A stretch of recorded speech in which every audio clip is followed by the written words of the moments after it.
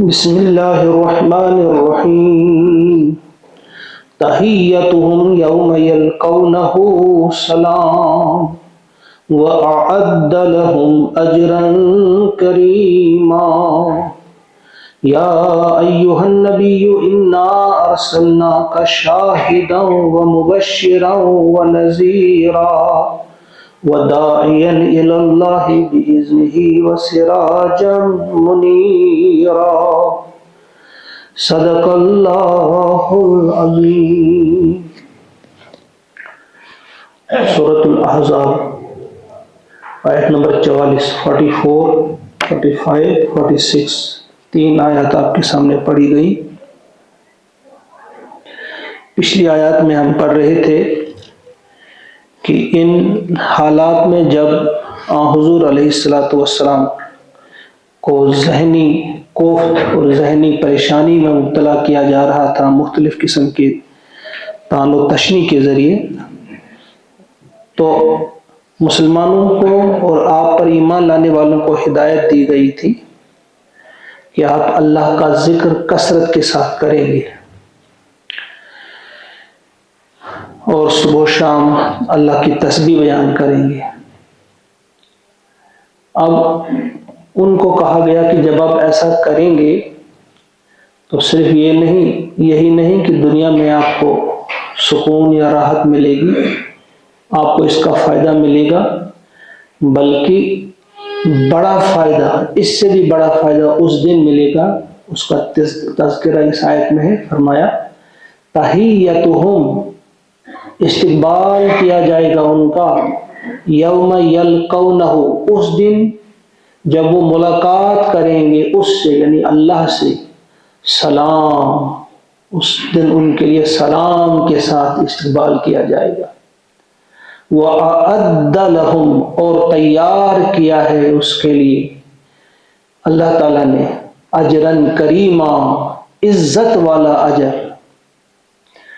ذرا چند لمحات کے لیے اپنے آپ کو تصور میں لے لیجئے اس دنیا میں کہ جس وقت یہاں کسی کی روح قبض کی جاتی ہے، اب اس دنیا سے چلا گیا، وہ آگے کا حال کیا ہوگا. یقیناً ہم میں سے ہر ایک نے وہ گھڑی دیکھنی ہے، وہ لمحہ آئے گا. کب آئے گی وہ گھڑی کسی کو معلوم نہیں، لیکن آنے والی ہے. تو فرمایا جب آپ اللہ تعالیٰ کا ذکر کثرت کے ساتھ کریں گے، اپنے پیارے نبی صلی اللہ علیہ وسلم کے بارے میں اپنے دل کو صاف رکھیں گے، کسی قسم کے شکوک اور شبہات میں مبتلا نہیں ہوں گے، بلکہ آپ پر ایمان لا کر آپ سے بے پناہ محبت کریں گے، تو ایک دن آئے گا کہ جب آپ کا استقبال وہاں ہوگا. استقبال کیسے ہوگا؟ سلام کے ساتھ. اب اس کے تین معنی ہیں. قرآن پاک کو جب ہم کھول کر بیان کرتے ہیں مختلف جگہوں پہ یہ الفاظ آئے ہیں. ایک یہ سلام ہوگا اللہ کی طرف سے، وہ ہم پڑھ چکے ہیں، یا آگے ہم پھر پڑھیں گے سورہ یاسین میں، سلام قولا من رب الرحیم، اللہ تعالیٰ ان کو سلام کہے گا. دوسرا سلام کیا ہوگا ان کے لیے؟ فرشتوں کی طرف سے ہوگا، وہ بھی قرآن پاک ہی میں ہے. الذین، وہ لوگ، تتوفاہم الملائکۃ طیبین، جن کو اپنے اس میں گرفت میں لیں گے، وفات جن کو دیں گے فرشتے، جب ان کو لے لیں گے وہ، لیکن وہ ہوں گے اس حال میں کہ وہ طیبین ہوں گے، یعنی پاک ہوں گے. تو وہ فرشتے کیا کہیں گے؟ یقولون سلام علیکم، سلام ہو تم پر، ادخلوا الجنہ، داخل ہو جاؤ جنتوں میں، بما کنتم تعملون، اس بنا پہ تم نے جو اعمال کیے ہیں ان اعمال کی بدولت تم آج اپنے ان جنتوں میں داخل ہو جاؤ. اور ایک اور جگہ فرمایا کہ جنت کے جو کارندے ہوں گے، ذمہ دار فرشتے ہوں گے، وہ بھی ان کو کہیں گے سلام علیکم طبتم فادخلوها خالدین، سلام ہو تم پر، تم بہت اچھے رہے. طبتم، جیسے ہم کسی کو کہتے ہیں ویل ڈن، سلام علیکم طبتم فادخلوها خالدین، اب ہو جاؤ ان جنتوں میں داخل، خالدین، ہمیشہ ہمیشہ کے لیے آپ ان میں داخل ہو جاؤ گے۔ تو یہ فرشتے بھی ان کو سلام کہیں گے، اللہ کا سلام ہوگا، فرشتوں کا سلام ہوگا۔ پھر سورہ یونس میں ہے کہ وہاں وہ ایک دوسرے کو بھی سلام کہیں گے، دعواہم فیہا سبحانک اللہم وتحیتہم فیہا سلام وآخر دعواہم ان الحمد للہ رب العالمین۔ وہاں ایک دوسرے کو بھی وہ سلام کہیں گے، تحیتہم فیہا سلام، گویا اللہ کا سلام، فرشتوں کی طرف سے سلام، اور یہ جنتی لوگ بھی آپس میں ایک دوسرے کو سلام کہیں گے۔ تو ان کے بارے میں فرمایا تحیتہم یوم یلقونہ سلام، اس روز ان کا استقبال کیا جائے گا جس روز وہ اپنے رب سے ملاقات کریں گے، سلام کے ذریعے ان کا استقبال کیا جائے گا۔ اور اللہ تعالیٰ نے ان کے لیے تیار کر رکھا ہے بڑا ہی عزت والا اجر، بڑا ہی عزت والا اجر کریم جسے کہا جاتا ہے۔ جس کی نگاہ وہاں رہتی ہے وہ بہت بلند، اس کی سوچ، اس کی فکر، اس کی نظر بہت بلند ہو جاتی ہے۔ اب نبی اکرم صلی اللہ علیہ وسلم اب ان کو دلاسا دینے کے لیے کہ آپ سنیے آپ ہیں کون، ان کو بتانے کے لیے تاکہ دشمنوں کی ان زبان درازوں سے وہ پریشان نہ ہو، آپ کو کہا یا ایھا النبی، اے نبی، انا ارسلناک، ہم نے آپ کو بھیجا ہے، شاہدہ، گواہ بنا کر، مبشرہ، مبشر بنا کر، خوشخبری دینے والا، ونذیرہ، اور ڈر سنانے والا بنا کر ہم نے آپ کو بھیجا ہے۔ یعنی اس میں یہ ہے کہ آپ کو پریشان نہیں ہونا چاہیے، آپ خود سے کھڑے نہیں ہوئے ہیں اور بلا رہے ہو اللہ کی طرف، ایسا نہیں ہے، بلکہ ہم نے آپ کو بھیجا ہے۔ جب ہم نے آپ کو بھیجا ہے اس کا مطلب یہ کہ ہم دیکھ رہے ہیں آپ کے ساتھ کون کیا کر رہا ہے، جو آپ کا ساتھ دے گا اس کے لیے میرے پاس بہت کچھ ہے دینے کے لیے، اور جو آپ کی مخالفت کرے گا، آپ کی دل آزاری کرے گا، آپ کے ساتھ مذاق یا کسی اور قسم کا رویہ اختیار کرے گا، اس کے لیے بھی ہمارے پاس بہت کچھ ہے۔ یہاں اس بات کو سمجھیے، یا ایھا النبی کہہ کر پکارا گیا، اے نبی، پھر انا ارسلناک، نبوت آپ کو پہلے ملی اور رسالت آپ کو بعد میں ملی۔ جس وقت آیات نازل ہوئی اقرأ بسم ربک الذی خلق، خلق الانسان من علق، نبوت آپ کو ملی۔ اور جب آپ سے کہا گیا یا ایھا المدثر قم فانذر وربک فکبر، اس وقت آپ کو رسالت ملی۔ یعنی رسالت کا مرتبہ نبوت سے بھی بلند تر ہے۔ آپ رسول بنا کر یہ پیغام میرا لے کر آپ لوگوں کے پاس جا رہے ہیں تو آپ خود سے نہیں جا رہے، یہ ہم نے آپ کو ذمہ داری عائد کی ہے، اور آپ شاہد ہیں، گواہ ہیں آپ۔ یہ گواہی کیا ہے؟ گواہی ایک قولی گواہی ہے آپ کی، ایک آپ کی عملی گواہی ہے، اور آپ کی اخروی گواہی ہوگی۔ تین حصے یہ ہیں، یعنی زبان سے آپ نے گواہی دی، آپ نے جس چیز کو فرض بتانا تھا، اللہ نے کہا فلاں چیز آپ پہ فرض ہے، واجب ہے، تو آپ نے وہ بتا دی۔ فلاں چیز سے رکنا آپ کے لیے ضروری ہے، وہ آپ نے بتا دی۔ قولی گواہی بھی آپ نے دے دی، اور عملی گواہی بھی آپ نے دے دی۔ اپنے عمل سے جس چیز کو آپ نے کہا یہ فرض ہے تو سب سے بڑھ کر اس پر آپ نے خود عمل کیا۔ جس چیز کو آپ نے کہا کہ یہ گناہ ہے، یہ اللہ کی نافرمانی ہے، سب سے بڑھ کر آپ نے خود اس سے پرہیز کیا، خود بچے آپ اس سے۔ گویا آپ نے عملی گواہی بھی دی، اور اخروی گواہی آخرت کے دن بھی آپ یہ گواہی دیں گے۔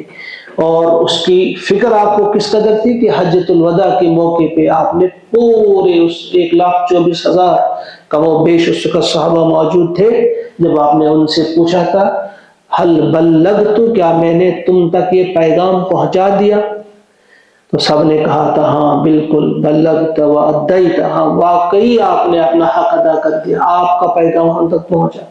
پھر آپ نے اللہ کو بھی گواہ ٹھہرا کر کہا اللہم اشہد، اللہم اشہد، اللہم اشہد، 3 مرتبہ آپ نے کہا اللہ سے، اللہ گواہ رہے کہ یہ لوگ بتا رہے ہیں کہ میں نے ان تک یہ پیغام پہنچا دیا، کیونکہ یہ آپ کی ذمہ داری تھی اور آپ نے اس ذمہ داری کا حق ادا کر دیا۔ فرمایا آپ مبشر ہیں، شاہد ہیں، اس کے بعد مبشر ہیں، یعنی آپ نے ان کو خوشخبری سنانی ہے جو آپ کی بات پہ لبیک کہیں، آپ کے پیغام کو قبول کریں، انہیں خوشخبری سناؤ کہ آپ کے لیے بہت کچھ اللہ تعالیٰ نے تیار کر رکھا ہے۔ اور نذیر ہے آپ، یعنی جو نہیں ماننے والے ہیں وہ یہ نہ سمجھیں کہ مانیں گے تو چلو اچھی بات ہے، نہ مانیں تو اس سے بھی کوئی فرق نہیں پڑتا، نہیں، ان کو ڈرائیں، آپ ڈر سنائیں۔ جو نہ ماننے والے ہوں گے ان کے لیے میں نے بہت کچھ تیار کر رکھا ہے، لیکن جہنم میں تیار کر رکھا ہے۔ ان کے لیے تکلیفیں ہوں گی، ان کے لیے پریشانیاں ہوں گی، ان کے لیے ایسا عذاب ہے، ان کو ایسا اللہ تعالیٰ باندھے گا کہ کوئی باندھ نہیں سکتا۔ وَلَا يُوثِقُ وَثَاقَهُ أَحَدٌ، کوئی شخص، کوئی انسان، کوئی بھی مخلوق باندھ نہیں سکتی ویسی جیسا اللہ تعالیٰ باندھے گا ان کو۔ تو یہ بتا دیا انہیں۔ اور کیا فرمایا؟ وَدَاعِيًا إِلَى اللَّهِ بِإِذْنِهِ، اور آپ داعی ہیں، آپ بلانے والے ہیں إِلَى اللَّهِ، اللہ کی طرف، بِإِذْنِهِ، اس کی اجازت سے۔ خود سے آپ نہیں دعوت دے رہے، آپ اللہ کی اجازت سے یہ دعوت دے رہے ہیں۔ وہ یہ جو بِإِذْنِهِ لفظ یہاں استعمال کیا گیا، یہ بڑا معنی خیز ہے، اس میں بہت بڑے معنی ہیں، آپ کے لیے بھی، حضور کے لیے بھی اس میں بہت بڑے معنی ہیں۔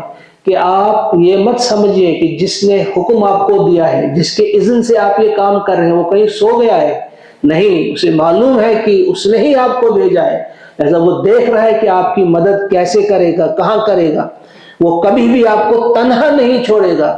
جس کے اذن سے آپ یہ کر رہے ہیں وہ آپ کو دیکھ رہے ہیں، وہ آپ کی ہر آن مدد کرنے کے لیے تیار ہے۔ اور اسی بِإِذْنِهِ میں اوروں کے لیے، لوگوں کے لیے، تمام امت کے لیے، امت دعوت ہو، امت اجابت ہو، ان کے لیے بھی ہے کہ اگر آپ لبیک کہیں گے ان کی دعوت پہ تو جس کی اذن سے یہ کام کر رہا ہے وہ آپ کو اس کا انعام دے گا، بہت بڑا انعام دے گا۔ اور آپ نے اس کی مخالفت کی یا اس کا ساتھ نہیں دیا تو اس پر آپ کی کڑی گرفت ہوگی، سخت گرفت ہوگی، اور آپ سے پوچھا جائے گا کہ آپ نے یہ میرے رسول کو، میرے بھیجے ہوئے پیغمبر کو، اس کا ساتھ آپ نے کیوں نہیں دیا، اس کے ساتھ نے مذاق کیوں کیا، یا اس کا ساتھ آپ نے کیوں نہیں دیا۔ وَدَاعِيًا إِلَى اللَّهِ بِإِذْنِهِ وَسِرَاجًا مُنِيرًا، اور کیا ہے آپ؟ حضور علیہ السلام سراج، سراج ہوتے ہیں چراغ، منیرا، روشن چراغ ہیں آپ، یعنی آپ روشن چراغ ہیں، آپ سے روشنی روشنی پھیلتی ہے، اندھیرا دور ہو جاتا ہے آپ کے آتے ہوئے۔ وَبَشِّرِ الْمُؤْمِنِينَ، اور آپ خوشخبری دیں، خوشخبری سنائیں مومنوں کو، یعنی جو آپ کے دعوت پہ لبیک کہیں گے انہیں خوشخبری سنائیں، کس چیز کی؟ بِأَنَّ لَهُمْ، کہ بے شک ان کے لیے ہے، من اللہ، اللہ کی طرف سے، فضلاً کبیرا، بہت بڑا فضل، ان کے لیے اللہ تعالیٰ کی طرف سے بڑا فضل ہوگا جو آپ کی دعوت پہ لبیک کہیں گے۔ یہ اس وقت بھی تھا ان کے لیے، اور آج بھی ہے، اور قیامت تک کے لیے لوگوں کے لیے یہ ہدایت ہے۔ ہر شخص ہم میں سے یہ دیکھے گا اپنے اپنے گریبان میں جھانک کر کہ نبی اکرم صلی اللہ علیہ وسلم کی جو دعوت ہے، اس دعوت پہ ہم نے اگر لبیک کہا ہے تو کس حد تک کہا ہے؟ کیا صرف زبانی حد تک کہا ہے کہ عملی طور بھی ہم اس کے برابر ساتھ چل رہے ہیں؟ اگر چل رہے ہیں تو فالحمدللہ علی ذالک۔ اگر ہم سے کوتاہیاں ہو رہی ہیں تو یہ گھڑیاں ہیں کہ ہم سوچیں، تھوڑا سا غور کریں، کیونکہ آج کسی حد تک ہم نے اپنے نفس کو باندھا ہے، ماہ مبارک کے روزے سے ہم ہیں، تو آج کسی حد تک ہم نے کنٹرول کر رکھا ہے اپنے ان اعضاء پہ، آج ہم گناہ نہیں کر رہے ہیں، ہماری دل آج صاف ہے، ہماری آنکھیں آج، نظریں آج صاف ہیں، ہماری زبانیں آج صاف ہیں۔ تو آج ہم سنجیدگی کے ساتھ غور کریں، اپنا جائزہ لیں کہ ہم کس حال میں ہیں، ہم کس قدر اللہ کے قریب ہیں، اللہ کے نبی محمد عربی صلی اللہ علیہ وسلم کے کس حد تک ہم قریب ہیں۔ اگر ہم سے غلطیاں ہوئی ہیں اس کے لیے ہم معافی چاہیں گے اللہ سے، اور آج کے بعد اپنے آپ کو اللہ اور اللہ کے رسول کے حوالے کر کے، اور یہ کام جو انہوں نے ہمارے سپرد کیا، اس کام کو ہم آگے بڑھائیں گے۔ اللہ تعالیٰ مجھے بھی اور آپ کو بھی توفیق عطا فرمائے۔ ایک بار ان آیت کو ہم سنیں گے ذرا۔ تحیتهم یوم یلقونه سلام وأعد لهم أجرا كريما يا أيها النبي إنا أرسلناك شاهدا ومبشرا ونذيرا وداعيا إلى الله بإذنه وسراجا منيرا وبشر المؤمنين بأن لهم من الله فضلا كبيرا صدق الله العظيم اللهم اجعل القرآن ربيع قلوبنا ونور أبصارنا وشفاء صدورنا وذهاب همومنا وغمومنا ربنا تقبل منا إنك أنت السميع العليم آمين ثم السلام علیکم.